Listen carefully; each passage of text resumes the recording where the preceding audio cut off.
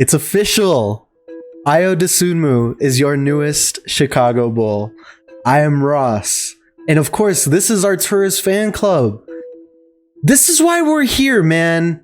This guy stayed pat. He didn't trade up. He didn't give up any assets. Yeah, balls of steel. Got the guy he wanted. And here we are. If you're not subscribed, subscribe right now because I've got something to tell you. I have a new feature for the super fans of our tourist Karnisovas and the Chicago Bulls. I have exclusive content. I have early access videos. I have content requests, polls, super chats, all the fun stuff that comes along with being a member of the super fan club. $4.99 a month. If you don't want to do it, that's fine. Nothing's going to change, but I am going to have early access videos and exclusive content for the people that are ready for it. And I appreciate you guys so much. It is the best way to support my channel. If you love what I do, if you like me as a person, if you enjoy Chicago Bulls content, you'll get even more of it. And that is, like I said, the best way to show the love back to everything that we're trying to do here. But let's get into it because, man, so we were on a live stream. I did a live stream during the draft. I hopped on when the second round started. And at that point, when the second round started, a lot of us were really concerned and curious and not fully understanding of why AYO DOSUNMU and Sharife Cooper had not been taken yet. Two players who were projected to go in the first round. AYO specifically was not someone who I expected to be available at 38. So when the second round started, I think there was hype, there was excitement, but there was also an air of like, all right, well, when are they going to go? Can we get to our pick already? You know, it was like, we know Cooper and AYO are going to go. Like, let's get to our pick. Let's see who it's going to be. Is it going to be Thor? You know, is it going to be Butler? Like, who is it going to end up being? And no, AYO fell to the Bulls at 38. And there was also the sense of like, well, if we want to get this guy, we got to trade up. And that was the late first round, the 20s. All of us, I was doing it too. We were all like, when are the Bulls going to trade? Like, all of these teams are making trades. Why are the Bulls not trading up? Obviously, Arturas is a wizard and was able to read the minds of every GM in the league and was like, I'm staying put, baby. I'm not giving you another second rounder. I'm not throwing you cash considerations. I'm getting my guy at 38. The guy that I want is going to be there when I'm ready to pick him. And that's what happened. And I have full faith that AYO DOSUNMU was one of the guys the Bulls were excited about and were scouting.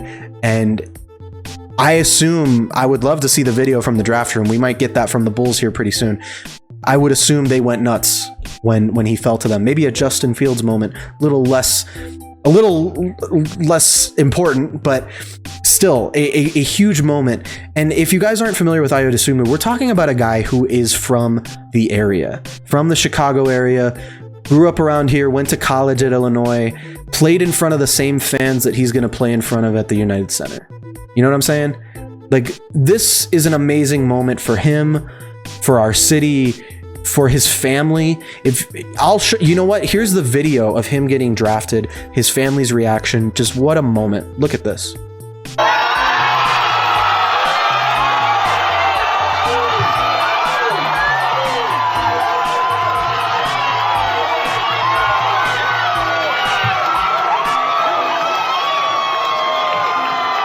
Just an amazing moment. So happy for them, so happy for him. Well deserved. And you know, keeping it in Chicago, man, keeping it all in house. It feels right. It feels nice. It's a great feeling, man, to get the guy that we wanted all along. Because we have been talking about AYO for so long. I made an AYO DOSUNMU video a couple weeks ago, and I said in that video I didn't think he would be available when the Bulls picked, but I would love if they did pick him. And guess what had happened? I liked Miles McBride. Miles McBride slid. We almost had a chance at him. That's fine. Thor was just a pick before us. I liked him. That's fine. We got AYO DOSUNMU. And if you don't know about him, let's talk about him. He is a big shot creating combo guard. We're talking a 6'5" player with guard skills. Okay? Speed, handles, pull up J, mid-range J, finishing at the rim, in transition, plays pick and rolls really well, understands what to do with the ball when players go under the screen, when they're running drop coverage, he knows how to attack that. That's something that's going to translate to the NBA immediately. That's something that we see all the time nowadays. Bro, this guy is clutch. All right? This guy has the clutch gene. He wants the ball at the end of a game. He is made for the moment. Some guys are made for the moment and some guys aren't. And you can see that. It's not something you can always quantify. It's something you can see. I'll point out a guy, Derrick Rose back in the day. He was made for the moment. Maybe his stats weren't so flashy throughout most of the game, but when it mattered, he turned it on. Ayo's got that same gene. When it matters, he turns it on. Right? He is a great one-on-one defender. He's got great length. He moves his feet very well. Lateral quickness. He's in your face. He has long arms. He's pesky. He reminds me of Drew Holiday. Recent NBA champion Drew Holiday. Okay? We are talking about a guy who has potential to be a really, really good player in the NBA. Okay, now there's reasons he went in the second round. There's reasons he slid. He's got to work on his shooting consistency. He has the ability to hit the three, but it's not his game necessarily. He's got to fix his catch and shoot release. He doesn't get a lot of lift on his shots when he's catching and shooting. It's more of a wrist flick. That's something that I feel like he could work on. But those are things you get at the NBA level when you work with NBA trainers, when you have a shot coach, a shooting coach. Like those are things you can address and develop. The clutch gene you can't. You're born with that or you're not. Okay?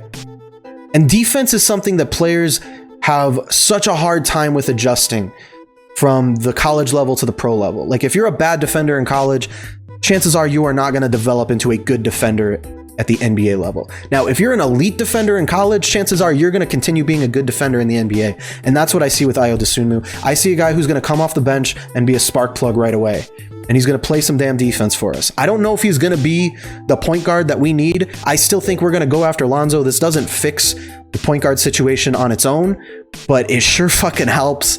I think he's going to play more of a two role coming into the NBA.